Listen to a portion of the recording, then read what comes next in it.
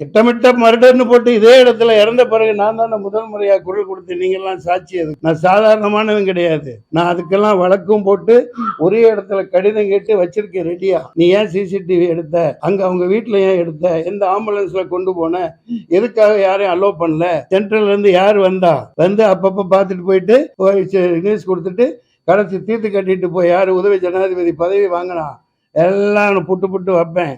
எவனை விட மாட்டேன். மேக்கப் போட்டு போயிட்டு அடுத்த ஆட்சி அதிகாரத்துக்கு கேட்கறதுக்காக யார் போய் நின்னா அந்த கவர்னர் அப்படின்னு மேக்கப்பை பார்த்துட்டு 2 நாள் காய்ச்ச வந்தாங்கன்னு இதே இடத்துல பேட்டி கொடுத்துருக்கேன். எல்லாம் எடுத்து பாருங்க.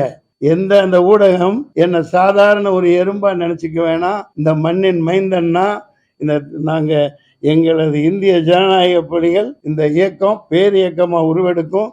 இந்தியாவை வார்த்தெடுப்போம். நாங்க காமராசர் வழியில, கக்கன் வழியில், காந்தியின் வழியில், விவேகானந்தர் வழியில் நாங்க பயணிப்போம்.